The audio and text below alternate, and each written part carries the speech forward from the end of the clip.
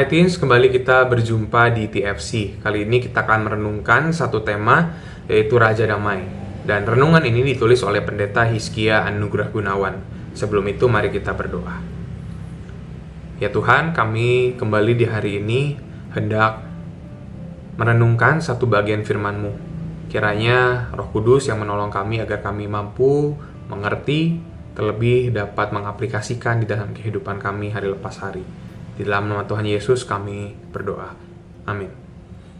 Saya akan membacakan satu bagian dari Yesaya 9 ayat 5b.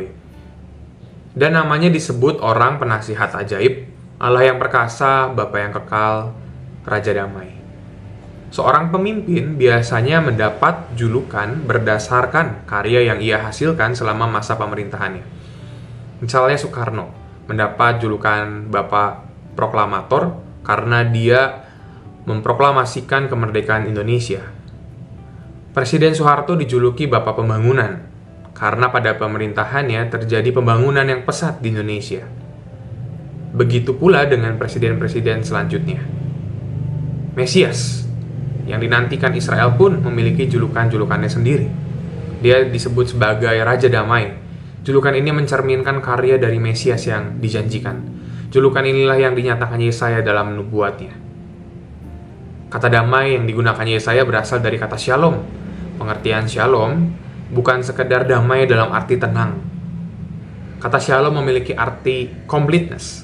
Artinya seseorang yang merasakan damai tidak akan pernah hampa atau kekurangan. Dirinya akan selalu bersyukur. Damai seperti ini hanya dirasakan orang-orang yang adil dan benar. Oleh karena itu, inilah yang dikerjakan Mesias saat datang ke dalam dunia. Ia datang untuk menegakkan keadilan. Keadilan ini bagaikan terang bagi bangsa-bangsa yang berjalan di dalam kegelapan. Ia juga datang sebagai penasihat ajaib. Nasihatnya menuntun manusia pada kebenaran. Inilah yang membuat manusia merasa utuh dan lengkap. Teens, damai seperti inilah yang dibawa Yesus datang ke dunia. Damai yang Dia tawarkan membuat kita bisa bersyukur dalam segala keadaan. Kasih dan sukacita tetap memenuhi hati, meskipun kita mengalami kesulitan. Kita pun tetap teguh untuk memilih hidup yang benar, meskipun godaan datang silih berganti. Kedatangan Yesus Sang Raja Damai memang bukan untuk meniadakan gelap.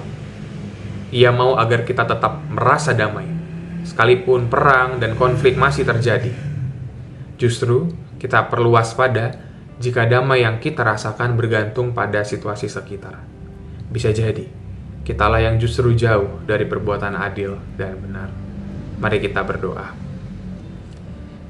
Ya Tuhan, Mesias yang datang ke dalam dunia membawa damai di dalam kehidupan umat manusia, biarlah damai itu juga senantiasa tinggal tetap di dalam kehidupan kami, damai yang membawa keadilan bagi sesama kami.